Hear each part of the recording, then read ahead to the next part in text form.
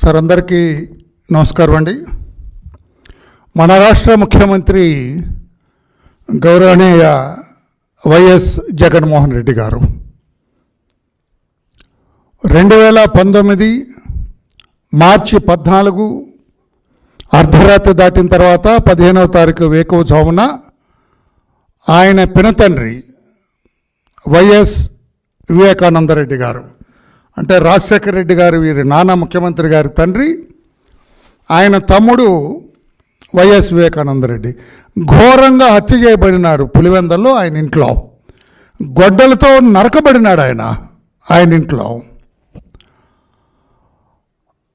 ఆ చనిపోయిన వివేకానందరెడ్డి గారి కూతురు డాక్టర్ సునీత, ఒకటే కూతురు ఆయనకి ఉన్నాం. ఆమె ఈ రోజున ఢిల్లీలో ప్రెస్ మీట్ పెట్టినారు. కొన్ని ప్రశ్నల పరంపర సంధించినారు గౌరవ ముఖ్యమంత్రి గారికి. ఆమె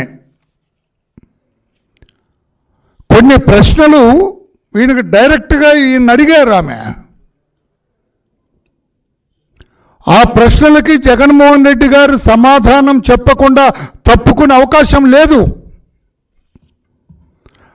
ప్రశ్నలకు సమాధానం చెప్పకుండా తప్పుకుంటే ఆయన తప్పుడోడు అవుతాడు అంతే. ఆ రకంగా ఆమె సంధించారు.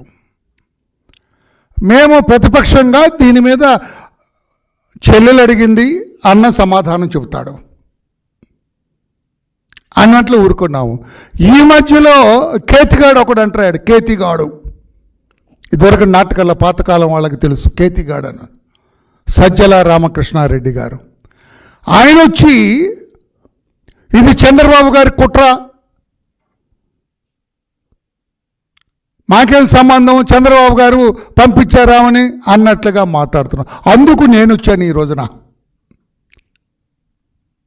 నేను అడుగుతున్నా ఈ రోజున, గౌరవ ముఖ్యమంత్రి గారు, you cannot escape without answering the questions of your sister doctor Sunitha. ఆమె ఏమడిగింది మిమ్మల్ని? ఏం ప్రశ్నలు అడిగింది? ఎంత సీరియస్గా అడిగిందో మీకు తెలుసా? అసలు మా అన్న లాంటి వాడు అధికారంలో ఉండటానికి వీల్లేదు. రేపు ఎన్నికల్లో మా అన్నకి ఓటు వేయద్దు, మా అన్నని ఘోరంగా ఓడించండి అని చెప్పింది ఆమె. మీకు తెలుసా? సమాధానం చెప్పండి. ఏమ్మా నేనేం చేశానమ్మా, నన్ను ఎందుకు ఇలా అన్నామని చెప్పే ధైర్యం ఉందా మీకు? సమాధానం చెప్పండి. ఆమె ఏమడిగింది? నాన్నగారు చనిపోయిన తర్వాత గొడ్డలి వేటుతో చనిపోయారని ఎవరికి తెలియకముందే మీకు ఎలా తెలిసిందని అన్నారు. సమాధానం చెప్పండి మీరు. మేము అడిగాము, వర్లరామయ్య ఎన్నోసార్లు అడిగాడు, మీరు సమాధానం చెప్పలా. Your own sister from Delhi, she's questioning you. సమాధానం చెప్పండి. ఎలా తెలిసింది? అంటే ఈ వార్త గొడ్డలతో నరికినట్టు బహిరంగంగా ఈ సమాచారం మీకు రాకముందే మీకు తెలుసు. అదే కదా దాని అర్థం. ఆమె అడిగింది ఇంకొక ప్రశ్న. అన్నా జగన్ అన్న, గవర్నర్ దగ్గరికి వెళ్ళి అడిగావు కదా సిబిఐ ఎంక్వైరీ కావాలని. చంద్రబాబు గారి మీద నారాసుర రక్త చరిత్ర అని అప్పుడు పేపర్లో రాస్తే మీరెళ్ళి గవర్నర్ నరసింహన్ గారిని అడిగావు కదా సిబిఐ ఎంక్వైరీకి ఆర్డర్ చేయండి అని చెప్పి. అదే మీరు ప్రతిపక్ష నాయకుడిగా ఉండగా హైకోర్టులో మీరు పిటిషన్ వేశారు కదా సిబిఐ ఎంక్వైరీకి ఆర్డర్ చేయండి అని హైకోర్టులో. తర్వాత ఆంధ్ర రాష్ట్ర ప్రజల దురదృష్టమో అదృష్టమో మీరు ముఖ్యమంత్రి అయ్యారు. ముఖ్యమంత్రి అయిన తర్వాత హైకోర్టు నుంచి ఆ పిటిషన్ ఎందుకు తీసుకున్నారు అని అడిగింది మీ చెల్లి. ఎందుకు తీసుకున్నారు మీరు అని అడిగింది. సమాధానం చెప్పగలరా? మీరు ముఖ్యమంత్రి కాకముందేమో సిబిఐ ఎంక్వైరీ కావాలన్నారు. ముఖ్యమంత్రి అయిన తర్వాత హైకోర్టులో మీరు మీ పేరు మీద వేసిన పిటిషన్ని వెనక్కి తీసుకున్నారు. ఎందుకో సమాధానం చెప్పే ధైర్యం ఉందా మీకు? మాటి మాటికి విలువలు విశ్వసనీయతని పదే పదే చెప్పి, అన్నా జగన్ అన్న ఎందుకు మీ విలువలేవి, మీ విశ్వసనీయత ఏది అని మీ చెల్లి ప్రశ్నిస్తూ ఉంటే మీ దగ్గర సమాధానం ఉంటే చెప్పండి. ఆమె అడుగుతూ ఉన్నది. సిబిఐ అధికారుల దర్యాప్తును ఈరోజు స్టాండ్ స్టిల్గా ఉంది దర్యాప్తు. కారణం ఎవరు? సిబిఐ దర్యాప్తు స్టాండ్ స్టిల్ అయింది, ఆగిపోయింది అట్లా. దానికి కారణం నీవు కాదా అన్నా అని ఆమె అడుగుతుంది. సమాధానం చెప్పగలరా మీరు జగన్మోహన్ రెడ్డి గారు? మీరు సిబిఐ అధికారులు బాబాయ్, మీకు బాబాయ్ నాకు నాన్న వివేకానంద రెడ్డి గారి కేసు దర్యాప్తు చేస్తుంటే వాళ్ళ మీద కేసులు పెట్టించింది మీరు కాదా అని మీ చెల్లి ప్రశ్నించింది. సమాధానం మీరే కదా చెప్పాలి రాష్ట్రపతులకి. అప్రూవర్గా మారిన దస్తగిరిని బెదిరించింది మీరు కాదా అని ప్రశ్నించింది. సమాధానం ఉందా మీ దగ్గర? అప్రూవర్గా మారిన దస్తగిరిని బెదిరించింది మీరు కాదా అని అడుగుతుంది ఆమె. సమాధానం చెప్పగలరా మీరు? ఆ రోజున హత్య జరిగిన రెండవ రోజున అన్నా అవినాష్ రెడ్డి మీద నాకు అనుమానంగా ఉంది అని మీ చెల్లి డాక్టర్ సునీత మీ దగ్గరకు వచ్చినప్పుడు మీరేమన్నారు? అతన్ని అడిగితే అతను బీజేపీలోకి పోతాడమ్మా, అతను వదిలేయమ్మా అని రిక్వెస్ట్ చేసింది మీరు కాదా?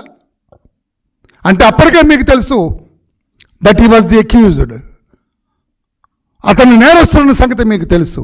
అందుకే బీజేపీలోకి పోతాడమ్మా, నువ్వు ఆ విషయాలు చెప్పకమ్మా అని చెప్పి అక్కడి నుంచేగా మీ చెల్లెల్ని మీరు చిన్న చూపు చూసింది. ఆ రోజు నుంచేగా మీ చెల్లెల్ని మీ దగ్గరకు రాకుండా చేశారు. అదే చెల్లెలు, అదే డాక్టర్ సునీత, మీ సొంత బాబాయ్ కూతురు ఈ రోజున మిమ్మల్ని ప్రశ్నిస్తూ ఉన్నది. జగన్మోహన్ రెడ్డి గారు సమాధానం చెప్పగలరా అని చెప్పి కూడా నేను అడుగుతున్నా. ఈ రోజున అడుగుతున్న అవినాష్ రెడ్డికి శిక్ష పడవలసిందే. ఎందుకు అవినాష్ రెడ్డికి శిక్ష పడాలమ్మా అని చెప్పే ధైర్యం మీకుందా? ఆ రోజున అవినాష్ రెడ్డిని అరెస్ట్ చేయడానికి పోలీసులు వస్తే కర్నూలులో ఇంత డ్రామా ఎందుకు జరిపావని అడుగుతోంది మీ చెల్లెలు ఢిల్లీ పురవైదుల్లో నుంచి. సమాధానం ఉన్నదా జగన్మోహన్ రెడ్డి గారు? చంద్రబాబు గారు కుట్రంటావా, తప్పించుకుంటావా? ఈరోజు చూశాను నేను ప్రెస్లో, ఏదో కత్తివేటుకు రక్తం చుక్కలేదు అతని ముఖం మీద. ఆ సజ్జల అతను ఇందా కేతిగాడు అన్నాను, సారీ అండి సజ్జల గారు ఏమనుకోకండి, వచ్చింది కేతిగాడు అనే మాట. ఏమన్నా మీరు కేతిగాడు కాదులేండి. సజ్జల గారు అతని ముఖంలో ఏమీ లేదు, జీవం లేదు. ఇదివరకు ఎగురెగుతూ మాట్లాడుతుండేవాడు, అంతా నేనే జగన్మోహన్ రెడ్డి నేనన్నట్టుగా మాట్లాడే సజ్జల ముఖంలో కళ లేదు, జీవ కళ లేదు, ప్రేత కళ కనిపించింది. ప్రేత కళ, ఒక శవం మాట్లాడినట్టుగా ఉంది తప్పితే జీవంతో ఉన్న వ్యక్తి మాట్లాడినట్టుగా లేదు. మాకు తెలియదా? రాష్ట్ర ప్రజలకు తెలియదా? అవసరమైతే నేను ఎన్నికల్లో పోటీ చేస్తానన్నది ఆ అమ్మాయి. హౌ కాన్ఫిడెంట్ షీ ఈజ్, ఎంత కాన్ఫిడెంట్గా ఉన్నది ఆమె. తప్పు చేశాడు జగన్మోహన్ రెడ్డి, మా నాన్న అంతకులు ఎవరో తెలుసు జగన్మోహన్ రెడ్డి కానీ మాట్లాడుతుంది. సమాధానం చెప్పరా మీరు? సిబిఐ దర్యాప్తు సాయకుండా అడ్డుపడుతుంది జగన్మోహన్ రెడ్డి అని సమాధానం చెప్పరా మీరు అని చెప్పిన. తప్పు చేసిన వాళ్ళు ఎవరు కూడా తప్పించుకోవటానికి వీల్లేదని మాట్లాడుతుంది ఆయన. మీరు సమాధానం చెప్పరా? ఆ ప్రశ్న ఉంది. నాన్నను గొడ్డలతో చంపారనే విషయం జగనన్న మీకు ఎలా తెలుసా అని అడుగుతుంది. సమాధానం చెప్పండి ఈ రోజున రాష్ట్ర ప్రజలకి. Unless you know the plan, వాళ్ళు గొడ్డలతో చంపబోతున్నారన్న విషయం, చంపాలన్న విషయం అందరికంటే ముందు మీకు తెలియకపోతే మీరు ప్రెస్లో ఎలా చెబుతారు గొడ్డలతో ఇట్లా వేశారన్న సంగతి? అందుకే ఆమె ఈ రోజున ప్రశ్నిస్తుంది సిబిఐని. జగన్మోహన్ రెడ్డి పాత్ర కూడా విస్తారమైన కుట్ర జరిగింది, ఎ వాస్ట్ కాన్స్పిరసీ. దీన్ని దర్యాప్తు చేయమని అడుగుతూ ఉన్నది. అంటే మీ మీద అనుమానం ఉంది ఆ అమ్మాయికి, మీ మీద అనుమానం ఉంది ఆ అమ్మాయికి. మీ కేసులు సాగదీయటం కోసమే తన తండ్రి వివేకానంద రెడ్డి గారి హత్య కేసు సాగదీస్తున్నారని చెప్పి ఆ అమ్మాయి అడుగుతుంది. సమాధానం చెప్పే ధైర్యం మీకుందా? సమాధానం చెప్పగలరా మీరు జగన్మోహన్ రెడ్డి గారు?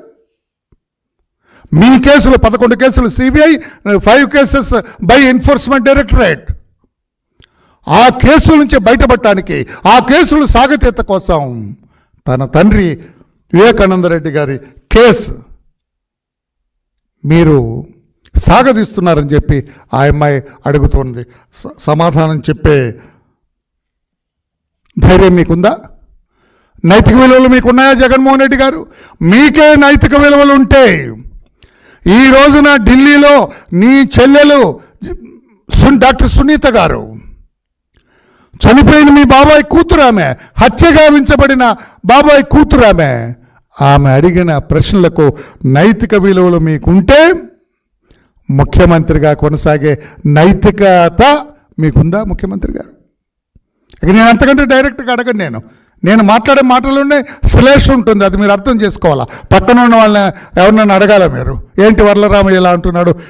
నైతిక విలువలు మీకుంటే మీ చెల్లెలు అడిగిన ఇన్ని ప్రశ్నల నేపథ్యంలో ముఖ్యమంత్రిగా కొనసాగే నైతికత మీకున్నదా అనేది నా ప్రశ్న. ఈ రోజున రాష్ట్ర ప్రజలందరినీ విజ్ఞప్తి చేసింది ఆమె. మా నాన్నని అంటే వివేకానంద రెడ్డి గారిని ఎవరు హత్య చేశారో రాష్ట్ర ముఖ్యమంత్రి మా అన్న జగన్మోహన్ రెడ్డి గారికి తెలుసు. అతను మళ్ళా ఎన్నికల్లో నిలబడితే అతనికి ఓటేయకండి, అధికార పీఠంలో కూర్చునే అర్హత అతనికి లేదని అంటుంది. ఇప్పటికి కూడా నోరు తెరవరా? ఇక నైతికతకు మీకు లేదా? వదిలేశారా? అన్నీ వదిలేసినట్టు ఈ నైతికత కూడా వదిలేశారా? మీకు నైతికత ఉంటే తెలుసుకోండి. Whether you want to continue in the chair or quit it. నైతికత విలువలు అంటే అది. ఈరోజు అడుగుతున్నదే అమ్మాయి, మా అన్నకి ఓటేయకండి, అతను అధికారంలో అర్హత అతనికి లేదు, నైతిక విలువలు లేవు అతనికి. తన సొంత బాబాయిని హత్య చేసిన ముద్దాయిల్ని పట్టుకోవటానికే తటపటాయిస్తున్న వ్యక్తికి మీరెందుకు ఓట్లేస్తారని రాష్ట్ర ప్రజల్ని ప్రశ్నించింది ఆమె. కాదని చెప్పే ధైర్యం ఉందా మీకు? మీ చెల్లి ప్రశ్నలకి సమాధానం చెప్పే ధైర్యం ఉందా మీకు? గౌరవ ముఖ్యమంత్రి గారు సమాధానం చెప్పగలరా మీరు? నేను ఈ ప్రశ్నలన్నీ గతంలో మేము అడిగాం, మీరు సమాధానం చెప్పలా. ఈరోజు చెప్పండి. యువర్ ఓన్ సిస్టర్, మీ బాబాయ్ కూతురు అడుగుతోంది, సమాధానం చెప్పగలరా? నైతికత, విశ్వసనీయత ఇవన్నీ ఎక్కడికి పోయినాయి జగన్మోహన్ రెడ్డి గారని అడుగుతున్నా.